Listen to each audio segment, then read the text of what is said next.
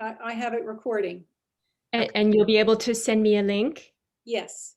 Okay, great. Thank you. Okay. All right. Can you all see my first slide?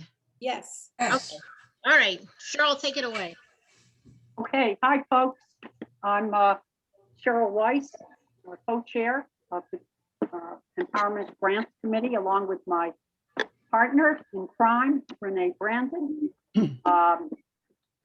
We've been co-chairs for the past 2 years, and I can tell you from both of us that it's been an enormously rewarding experience, both in terms of getting to know other WIL members, as well as learning about the extraordinarily difficult hurdles that women and girls around the world face.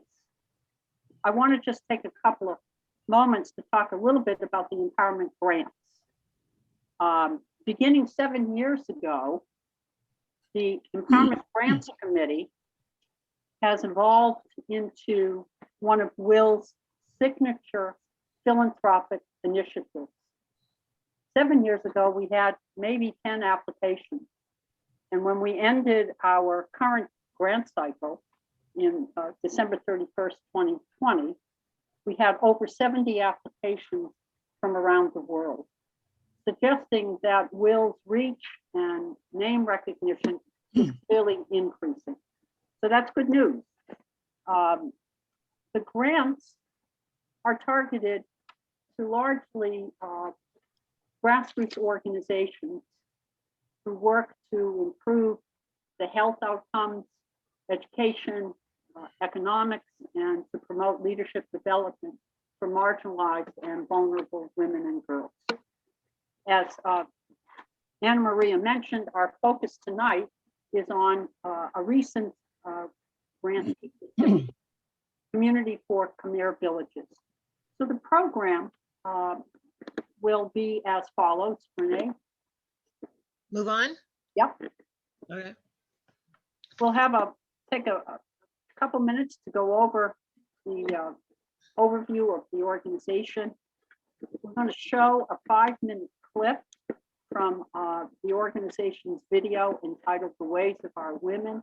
It's a 15-minute video in full, and you can access the video that's posted on the WIL website. I'll introduce Russ Martin, the founder of the organization. He is probably sleeping now or else getting up very early in Siem Reap. And then we'll meet our featured guest, Dr. Gail Brenner from San Francisco. We'll look at the purpose of WIL, and then Gail will share her experience of being on the ground in Cambodia for 2 months. We'll have time for some question and answer, a little discussion, and barring any unforeseen glitches, you can move about the country at 6:15, okay? So next slide, please. Here's a brief overview of the organization. It was established in 2014 by Russ Martin, who is an American, and returned to Cambodia, and I'll get to that in a little bit. The mission is to develop culturally appropriate programs to improve the health and well-being of Khmer families living in remote Cambodian villages. If you look at the bottom of the screen, which comes from one of the slides, negotiate a river by following its bends, enter a country by following its customs. Bear that in mind because it really connects to the purpose of the project and our role in funding it. Next. So the services of the organization are clearly centered on improving health practices, both for individuals, families, and communities. So the key services are to provide education and hands-on instruction regarding safe sanitation practices for both people and animals. Remember, many of the rural villagers are engaged in farming. Maternal child assistance, agricultural projects to improve nutrition by helping farmers diversify their products. Installation of potable water tanks and giving wells to ensure access to clean and safe drinking water. And finally, health literacy centers where villagers can learn about health practices. Okay. Now we're going to, as I mentioned, we're going to have excerpted a 5-minute clip from the organization's otherwise 15-minute video.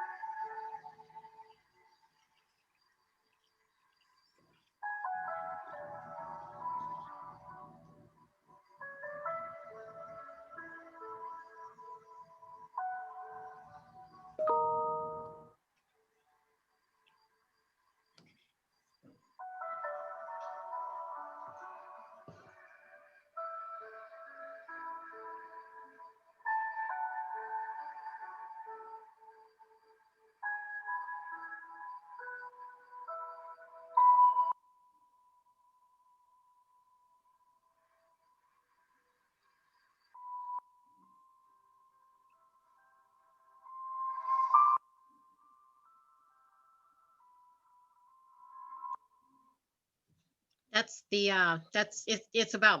it's just under 5 minutes, but Okay, that was our stopping point. Let me get back to the slides.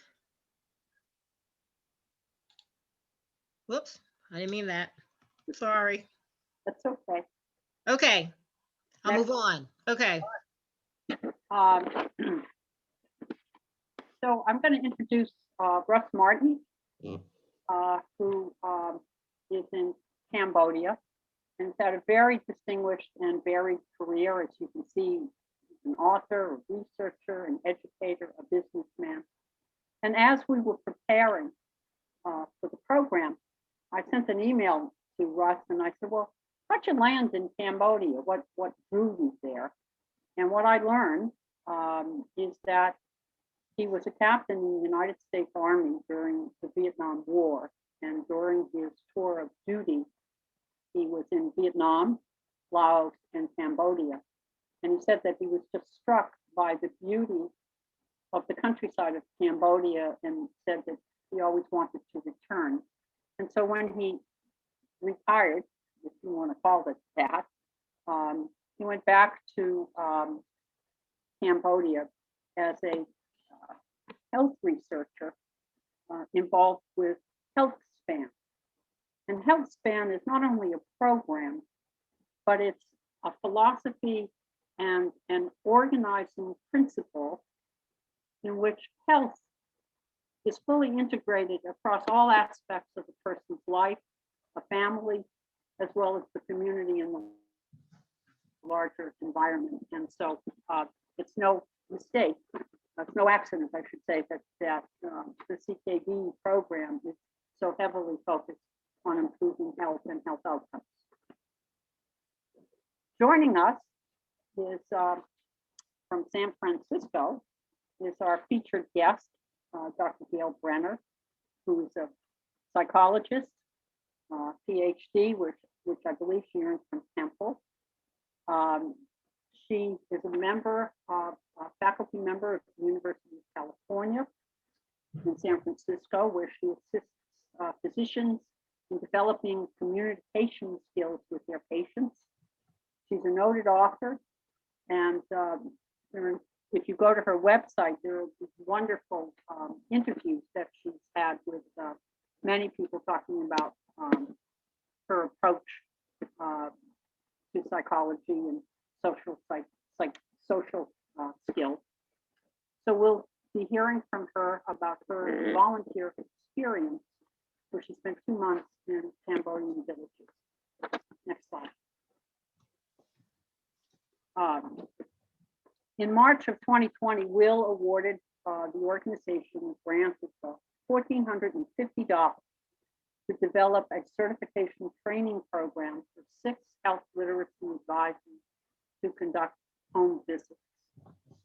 Since women are the glue in Cambodian village rural life, the HLA advisors work very closely with the grandmothers, the mothers, and young women in the villages. Our grant was combined with other funding from such groups as the Global Health Project in Denmark and the University of Sciences in Siem Reap. And going back to the proverb, the curriculum was adapted to fit within the Khmer culture from a proven evidence-based rural community health model that was developed in Mexico. Next. I think that's all for us. That's all for us until we get to question and answer. So, Yeah. If we turn the program over to Gail, you're on. So I will stop sharing and how does Gail, if you have the ability, do you have the ability to share your screen? I do. Okay. Let me make sure. Host has disabled participant screen sharing. So I'm gonna, if the host can enable screen sharing, that would be great. I'm a co-host now, let's see. Okay. Yes, okay, now it's possible. Okay, great. Thank you so much. I'm very excited to be here because my time in Cambodia is so close to my heart. And now I can't go there because of COVID. So I love looking at my photos, and I'm going to share some of those with you today. Just one correction on my bio. My work at UCSF is what I used to do. Not doing that at the moment. So I think what I'm going to do is speak from photos and kind of talk you through the details of what we're going to see through my photos, and tell you some stories along the way. And then I'm very interested in your questions. Cambodia is fascinating for many reasons. It's 40 years out of the whole Khmer Rouge atrocities, and that's, it's so much unprocessed trauma there. And then they're trying to move on. They lost pretty much a whole generation. So, and we'll see some evidence of some of that happened in the photos. Okay, so let me go ahead and share my screen.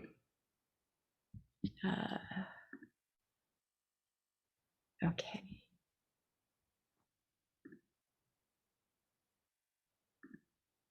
There we go.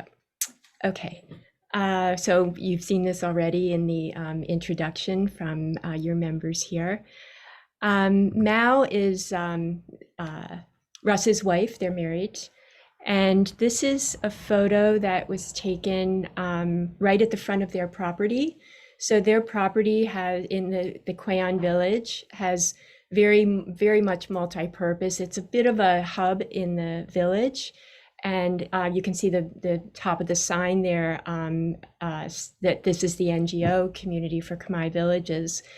And it's quite a large property. They have plans to do possibly a little fish farming.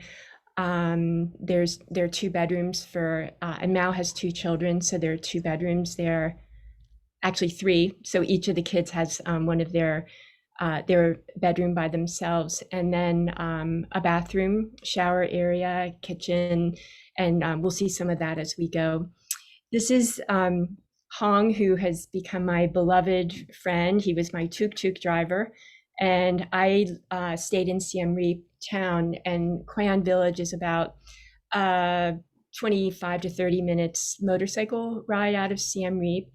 And Hong would pick me up every day at my hotel and take me out to the village. And I became very close with his family as well. So we'll see that also as we go. And his English is pretty good, so that was useful. So this is Mao and Russ. We ended up going to a wedding at some point. And then I didn't realize you were going to show this one in the video. The first day that I was on site, the village chief, this is this gentleman who is just savvy, smart, cares so much about the people in his village. There are about 600 families in Khmer Village, and it's quite a large village for Cambodia.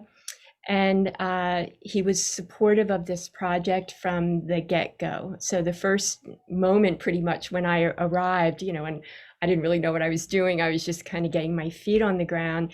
He puts me on his motorbike and drives me all around the village. And this was very significant because it showed all the villagers that he gave his support and approval for this project.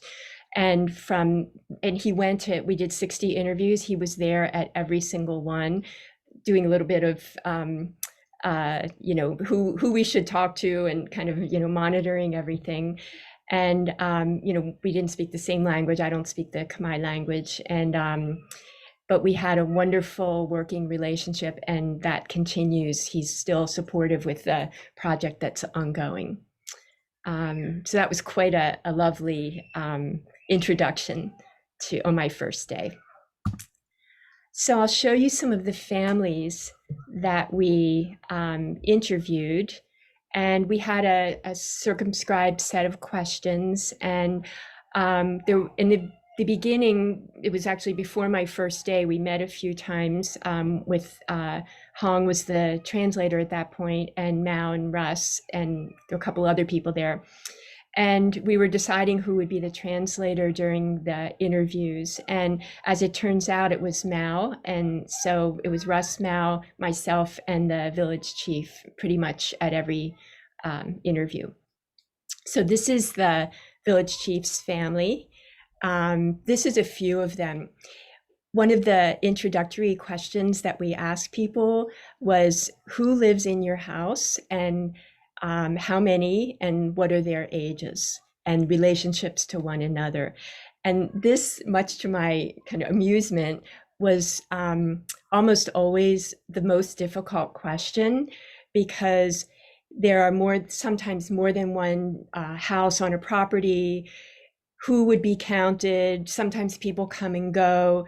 They go home into their time in the village and see their families there, and then they come back. Sometimes there are kids from relatives' families staying. So it was always a lot of conversation, kind of, lively conversation about who lives in the house. And so this is only a fraction of the people that live on his compound.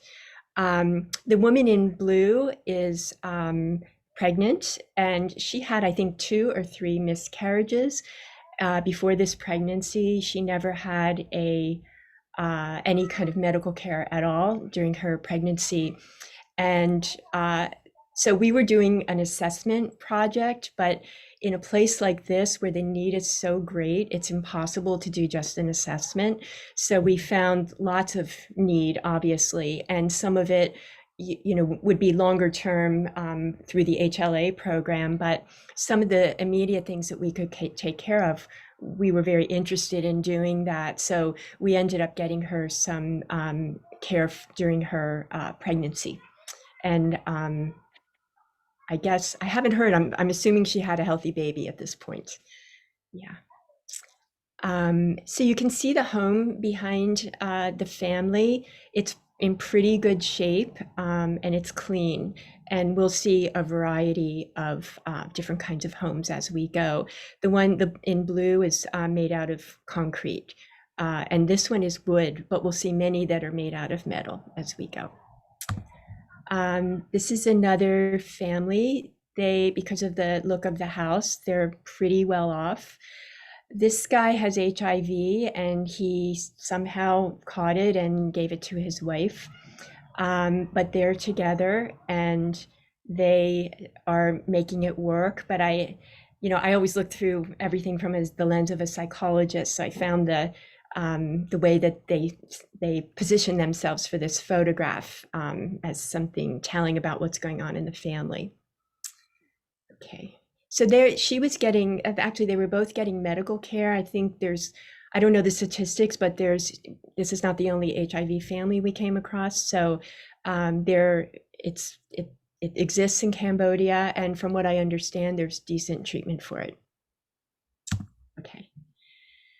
And to be honest, I'm not sure which kids belong to which family here. This is grandma with a bunch of children. My guess is some lived in the house with the grandmother, and then some lived on a property nearby. They're probably all cousins. And this is, you can see the corrugated metal, and we'll see more of that as we go. The women in back, they use these kind of stick-on adhesive things. They're sort of medicinal, and they call them cooling. So when someone is hot, and my guess is something didn't feel well for her on that day, and so they use these as a kind of medicine to help cool people. So I was there in December and January of 19 to 20, and that's the time of year where the weather is the best. It's dry, there's almost no rain at all, and it's also the coolest time of year, but it still can be quite hot there, and it's very humid. Okay. This is another family, and when I see this family, I think of, I don't know the story, but I'm sure there was a story with these grandparents that has to do with the Khmer Rouge. You can't be of this age in this part of Cambodia without having somehow been affected. Different parts of Cambodia were affected differently. The whole movement started in Phnom Penh, which is quite far south, and then it went up toward the west coast to Battambang, which was a city which had just a lot of atrocities there, and then some in Siem Reap as well. So it was different in different parts of the country, but there were a lot of problems in this area of the country. And you don't see that many older people too. So, and here we walked into this home, and I mean, this woman is just skin and bones. And we tried to understand what was going on with her. I don't know if it was dementia, just complete trauma, some kind of illness, or some combination thereof. And we asked for permission to take a photo of her. Yeah, you could just feel the pain in the room actually with her. So we first talked with this woman. Her husband also lives in the house, and there's one other child. And we went back and forth. So Mao was doing the translation. It wasn't perfect, let's say. So I was always doing my best to try to understand, and Russ was there as well. We were trying to figure out what was actually going on. And we found out that there was a disabled child in this family, and we asked if we could see him. So this guy is a teenager. He has Down syndrome. And my guess is, I mean, the services for disabled children are next to nil in Cambodia. And I want to say next to because there's an amazing NGO in Siem Reap that does work with disabled children and goes out to rural families. My guess is for this particular boy is that he never had services. So basically he sleeps all day and doesn't have very much stimulation. Okay. This is a delightful family. You know, there are many broken families there. There's definitely a tendency for men to leave women, go off and have another family somewhere, maybe sometimes visit the kids, maybe not, but we came across many single women with kids with no partners. And they might eventually, you know, it's not like they become pariahs in the culture, but it's just, you know, hard to find another partner. So they often are just single with raising their children. And that actually happened with Mao. That's how Russ got involved with Mao. She was on her own with 2 children after an abusive husband left, finally. I think she might have asked him to leave. This family, though, glowing, and the wedding that we all went to later on was, these are the parents, the guy in blue and the woman in purple. They're the parents of the groom, and just lovely, warm, welcoming people. Anybody who goes to Cambodia knows about the Cambodian smile. It is magnetic and pervasive. There's, you know, it's not, when you first get there, it's like, oh, there's some happy people. There's something about the Cambodian smile that it's just, you see all over. I asked about it, and one person told me yes, and it's masking all the pain that we feel from our history and political problems and corruption. And, you know, it's a challenging place to live for lots of reasons. And as a culture, people do their absolute best to make the best of things, make the most of what they have. And there's a great sense of community, of family, of coming together, supporting each other, helping each other, sharing together. That's very strong in the Cambodian culture. This couple was amazing. We were interviewing them. They don't have children. And we toured the houses as well. And I'll show you some of that coming up. So we go into his backyard, and he had a whole fish farming thing going on. So he's an enterprising guy. He had some ideas. He's always looking for ways to improve himself and his family and earn more money. And we asked him how he learned how to do fish farming, and the answer was YouTube. So he went on YouTube and somehow figured it out. And I love this photo. Look at the way that she's looking at her husband. Right. Yeah. So there are, familial relationship problems, and then there are some very, very solid families as well. So this is part of the fish farming that he created in his backyard, which I find amazing. This is another family, and what I want to point out about this family is how they're clean, they're put together, they look very tight. I actually don't know with this particular family if there's a husband or not. I suspect that there is, though. But I learned as I was doing all these interviews and just learning more and more about the culture. I was there 2 months, and to be honest, I really felt like I just scratched the surface on really learning what goes on. So on the face of it, it looks, he's dressed in his school uniform, and they're very clean people. Some of the environments are not very clean, as we'll see in a moment, but they're clean with their bodies and always bathing. So this is typical to see this, but you never know what's going to happen. One day, this was after lunch. So every day Mao would make lunch for Russ and myself and her kids, and her son is the guy in purple in the center. And one day after lunch, his friends came over, and we had a lot of leftovers that day. Mao cooked for us every day, and these guys were eating food like they hadn't eaten in a week. It was shocking. I want to say I shouldn't be shocked after what I've seen, but still, just it really touched my heart to see how they were just like inhaling all this food, which made me wonder what the food quality is at their homes. So they they look good, they look together, they were Mao's son has the same school uniform on, you can see as that other boy in the photo. They were on break from school for lunch, and what I learned many times is you just never know what's going on beneath the surface. So I suspect that there are food problems at some of these homes, in the sense of maybe there's not enough money, there's not a knowledge about how to cook nutritious food, although Cambodian food in general is pretty nutritious.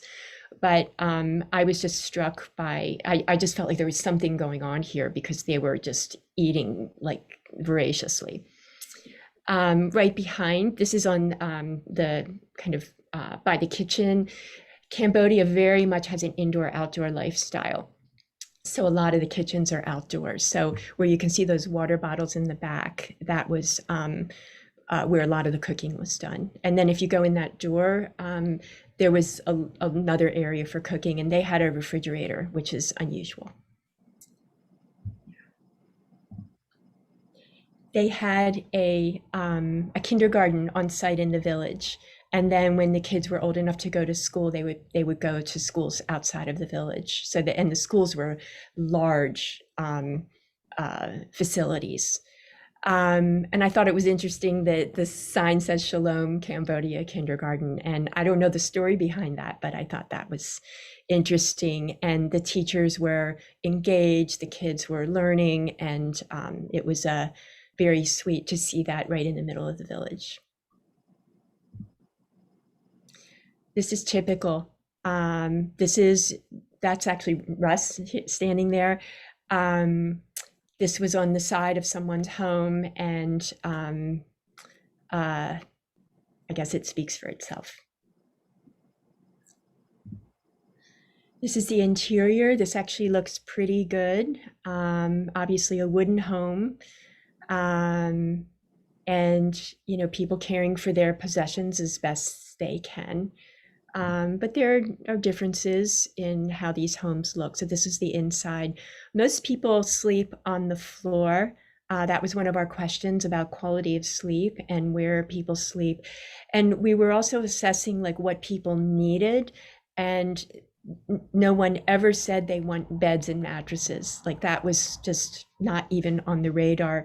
Even when there probably was enough money to at least get some pads for the floor, they sometimes, or often I would say, they seem to prefer to sleep on the floor. Okay. I think I want to stop here and just see if there are any questions. So I'm going to stop the share and just to check in and see if I can come back. Let's see. Okay. Yeah. So I'm going to just stop for a moment here and see if anybody has any questions that they would like me to address. I have many more photos I can keep going, but just want to check in with you. Can you go to the chat room? Can I go to chat? Yeah. Yeah, the questions are there. Okay, great. Let's see. If not, I'll open them. Would you like one of us to read it for you, or? Yeah, maybe someone can read it out loud. So I'm looking at Linda's. How do you explain? Does someone want to read that? I can read it. I wrote it. Okay, I can great. read it. Okay. How do you explain that the Khmer are also Cambodian and yet they kill 25% of the population? It seems an oxymoron to me. Are they Buddhist as well? And where is the smile and the friendliness and the loveliness of the people, which they are? Yes. And there was Pol Pot, who was a despot, and he came to power. There were vulnerabilities in the political system. There still are. I don't think this could happen again, but it's on the list of corrupt governments in the world. When I was there, Cambodia, it was in the newspaper, Cambodia was number one. So, yes, they smile. It's far from all roses there. At one point, I walked down the street from the hotel where I was staying, gave my laundry into there's a bunch of family-run stores. And I started talking to one of the sons there, and he asked me what I was doing. And he said, "Thank you so much for being here. Our government does nothing for us." So it's a mixed bag. It's a mixed bag. And I think, we have that in history. We have examples of someone coming to power and, gaining the power. And there were also lots of lies at the beginning. They were just told that they were, just going to help with the rural aspects of farming. And then it just got way out of control with Pol Pot and the Khmer who followed him or were forced to follow him. Here's a question from Susan. She said, where do they buy ingredients for cooking meals? So yeah, are there grocery stores or, Yeah, no, they go to there's markets and they go to the markets every day. And while we're on Susan, I do want to say that this is why Susan is my first cousin.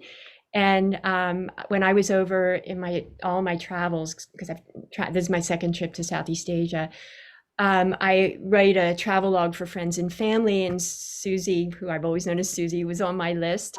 And one day wrote to me and said, I know of this organization in Philadelphia. And that was around the Christmas time of 2019. And I think the deadline for the grant was the 31st. So we had, I think, 6 days to write the grant. And Russ is an absolute powerhouse. When he puts his mind to something, it gets done. There's no question about it. So I want to thank Susie for making that connection, which is why I'm here today, why the grant even happened. And because of that connection, it's helping, village people and helping to improve their quality of life. So thank you for that. Yeah, and I have to thank Terry because that's how I know about the organization. So thank you also to Terry. Cool. Great. So Karen asks, is schooling state sponsored, free, or do only those with means send their children to school? It's heartbreaking in a country like this. The families have to scrape together the money to pay school fees get uniforms, get supplies, and send their kids to school. Yeah, not state run, Okay. unfortunately. And to say COVID, which gets to the next question, Siem Reap in particular is completely fueled by tourism, because that's where Angkor Wat is, which is a huge draw for, I think they get, I don't know the number, 6,000 tourists a day. It might even be more than that. And it's completely shut down, obviously, because of COVID. They have no, in fact, their boundaries, their borders, they're not completely closed, but they're, you have to quarantine for 14 days to even get in. So COVID has affected them hugely. So kids are out of school, families have had to go back to the rural communities where they grew up and just do subsistence farming because they don't have enough funds to be able to live their life in the city. People would come in from the rural countryside, come into Siem Reap, somehow find a place to live. And I have pictures of this later, there are stalls and little carts on the street and tuk-tuk drivers and, just hotels. I mean, tourism is so huge there, and now it's like there's none of it. So there's been a huge effect. And I know an NGO who's working on just distributing food to families who need it. So big effects from COVID. Toy's question. So when you're asking community in the village, so just were there village gatherings before? I guess this would be before COVID, right? Yeah. Oh, yeah. Yeah. Even now, I don't think COVID touched. And Cambodia did pretty well with COVID, actually. They don't have very many cases at all. And I don't know where they stand with the vaccine. Yes, huge gatherings frequently for religious and ritual type of things where monks come, parties that we have Mao's birthday party in the photographs later on if we get there. They're constantly gathering. They gather. That's what they do. They have these wooden platforms, which you can see in some of the photos. And some of them are just the gathering places. And in the afternoon, after lunch, the women and the babies and the kids, the little kids are running around, and it's very, very community based. Okay. Yeah. And then Loretta is asking, so this is like next steps after the project, Loretta, I take it. And how has the project specifically helped women and girls? Okay, so it's in process. So Russ has big plans, and not just to do, so the project for this grant was about preparing the curriculum and training 6 HLAs, health literacy advisors, to be have this function in the villages. So where it stands now is 12 women have been selected by the village chief. There's going to be a panel that decides which of those 12 become the 6 that actually get the position. The curriculum is in development right now, and Russ wants to eventually take this out into the province of Siem Reap and then potentially out into other provinces in Cambodia. And to do that, he wants to have a relationship, a partnership with the Ministry of Health. So he's gotten the approval and some funding from the Ministry of Health, which is going to go from the national government through to the province of Siem Reap. That hasn't happened yet. So that's where it is now. It's in the process of choosing who the HLAs are and then waiting for the funding, which will come through because it's been approved, to move forward with the curriculum that's being developed. So that's where it stands right now.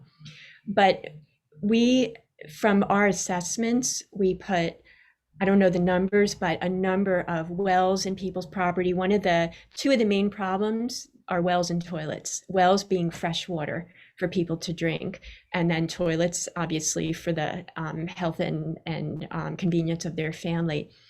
So since then, we've put in many, I don't know the number, wells and toilets into people's homes, which raises the quality of life of the whole family.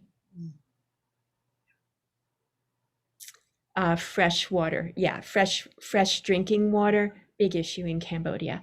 So, and the way it's solved in this village is WIL'S.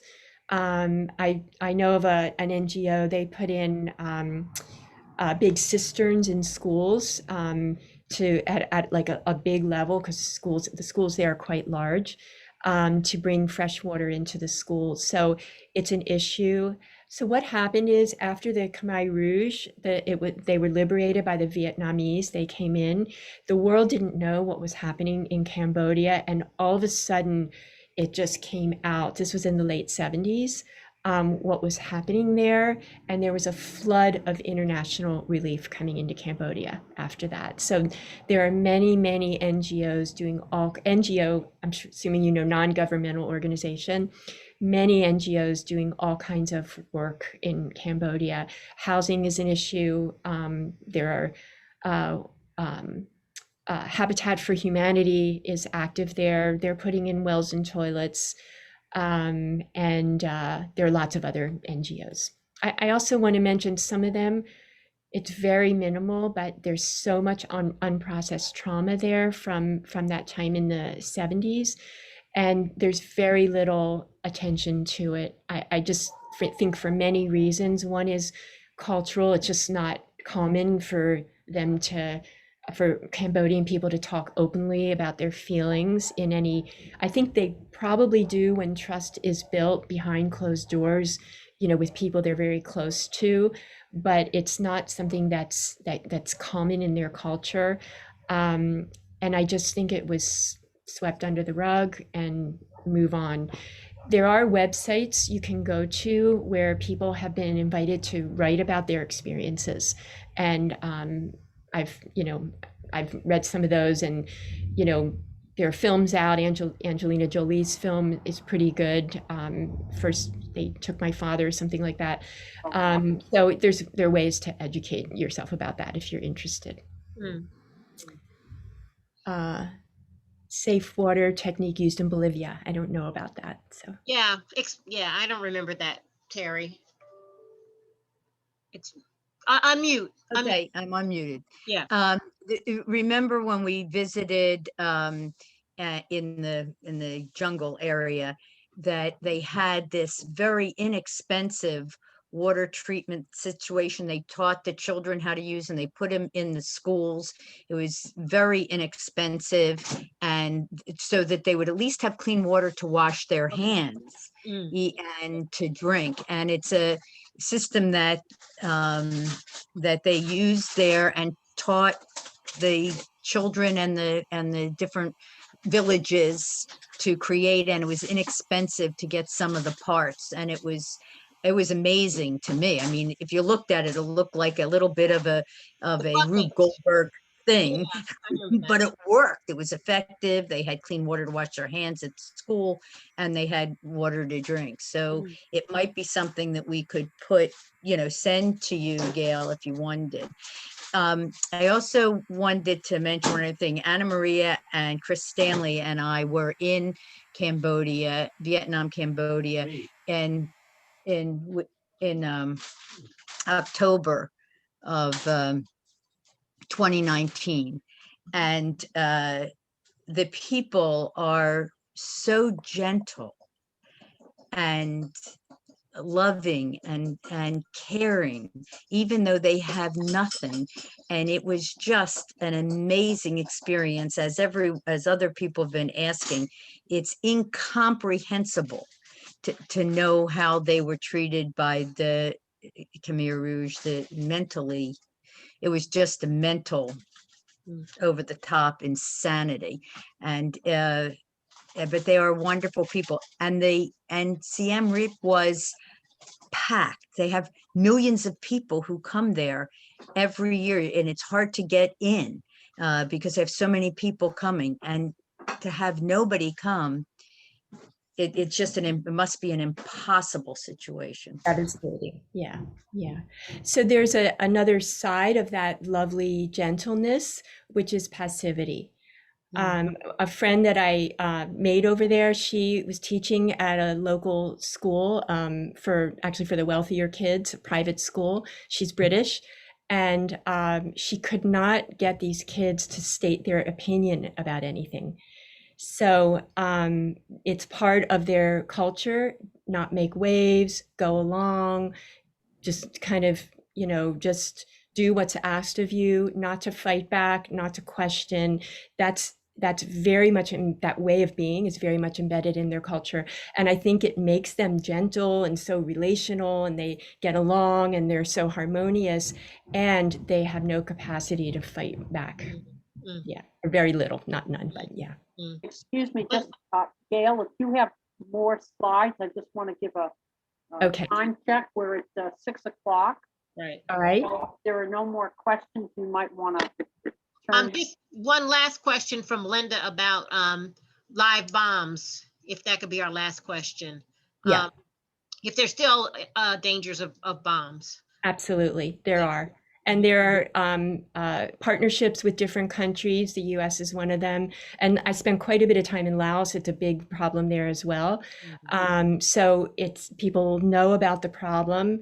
There's this like a demonstration in Siem Reap of what's called hero rats. They found these rats in Africa that are able to smell out. They can train them to smell these the bombs, and they can tread on the earth without, because they're light enough, without triggering the bomb. So that if you want to look up hero rats, it's amazing. So we went to see them, and so that was interesting. I'm gonna go on to, I think that's Sivji's. I don't know the answer to that, Karen. I think it's probably been there a very long time. Yeah, that would be my guess. Okay, I'm gonna, let's see. Okay. Okay, so I have a lot more slides. I probably won't get through them.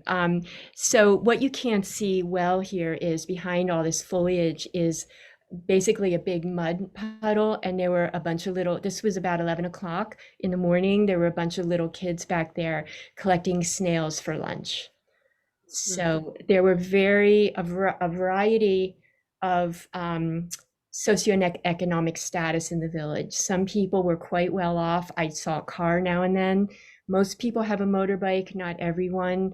Motorbike is the main way of transportation in Siem Reap, I guess probably all of Cambodia, and then some very, very poor families. Drainage of the properties is always a big deal, and I learned that as I went, because like I said, it was very dry when I was there. They have huge monsoons, tons of rain, and with these houses just kind of plopped onto the land, there are flooding issues during the monsoons. So this is how they've, they kind of gathered. So this is one of the wood platforms that are in front of most of the houses. The baby is in the hammock.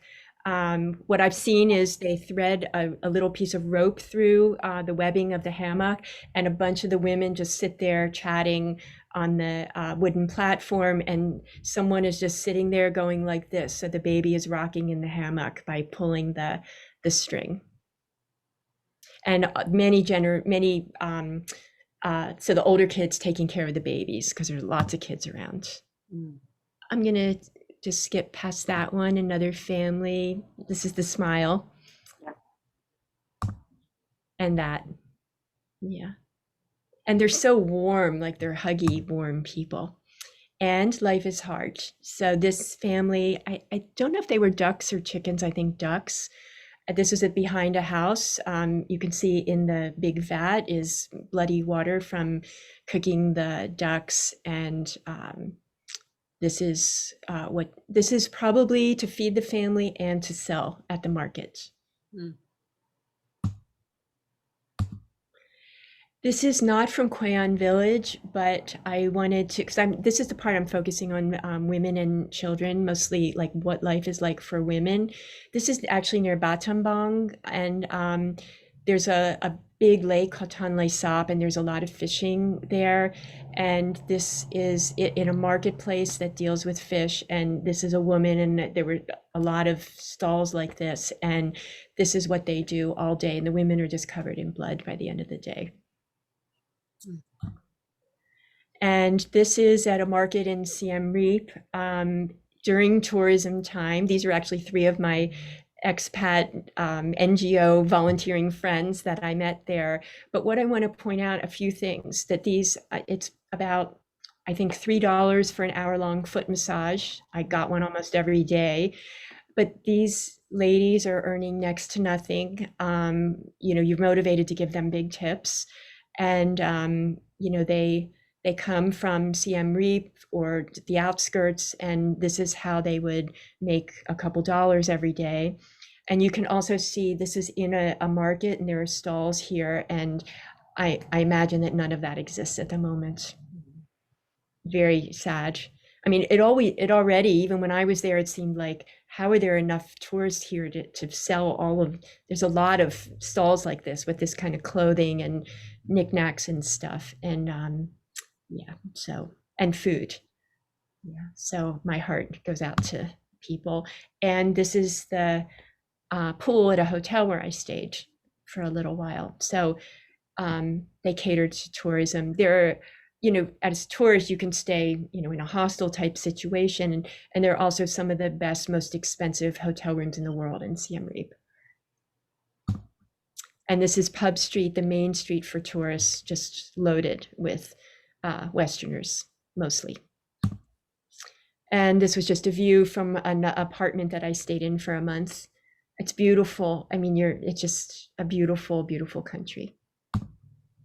This is typical for an interview situation. That's Mao and myself and Hong, who you saw earlier.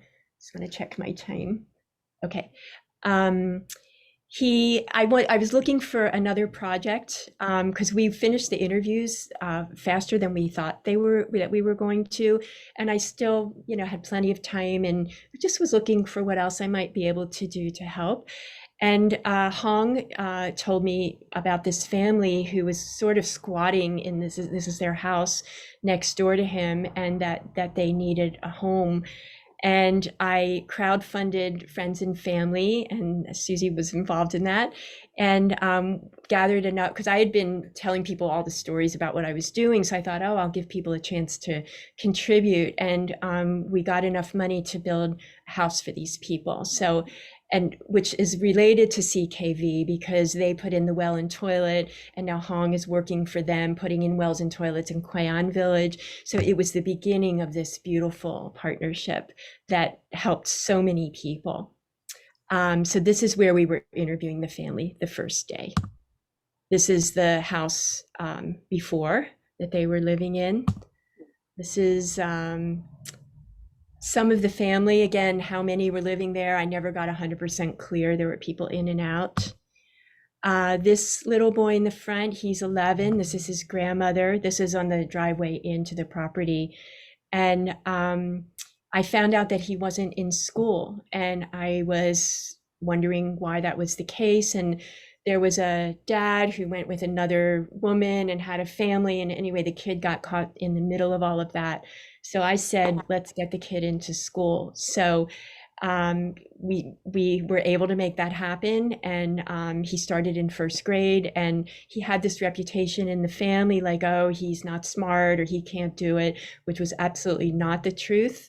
So he loved learning. Hong and his wife, mostly the wife, was really, she's a feisty woman, and she started teaching him letters and how to write, and he just took to it. So this is actually the house, and then this guy getting in school was just thrilled me.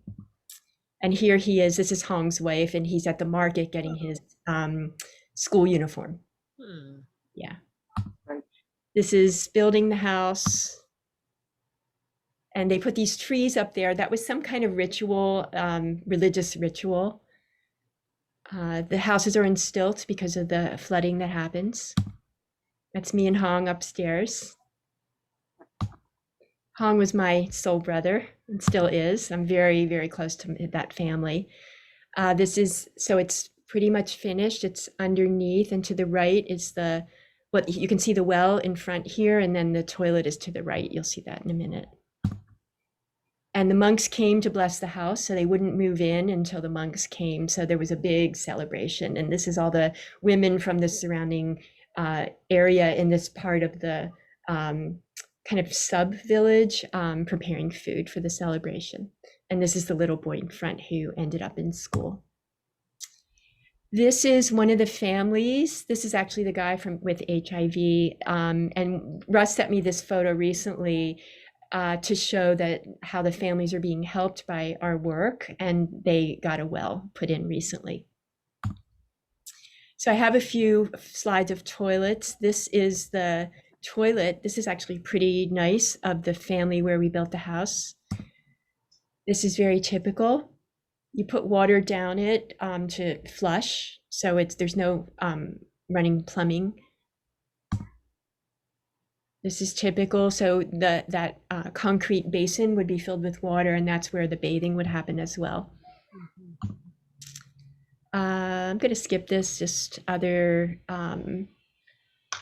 This is a grandmother and her granddaughter that I met there. This is us at a wedding. This actually surprised me.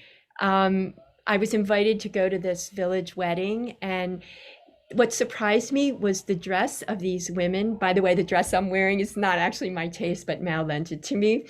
And I was thrilled that I could fit into a 30-year-old's clothing. These women in their skimpy clothes really surprised me when they showed up, and we all went together in the tuk-tuk for the wedding. Their dress is usually quite modest, and I just didn't know where this came from for them to wear these kinds of clothes. So I never really figured that out. But that's another, like, it takes a while to really understand a culture. And then this is a celebration. This was one of my last days that happened to be Mao's birthday. And they had tons of food. This house, because of Russ's resources, he's not a wealthy man, but he has a lot that goes a long way in this environment. And so they have enough food. They have English classes there. They're a place where all the kids come, and they're always welcomed, and it's safe. And so this was the beginning of a party. It went on late into the night, and that's me on the side, and then the village chief next to me. We became buddies. I think that's the last one. Yeah. Oh, that's great. Okay. Wow. Very nice. Thank you. Thank you. You are very welcome.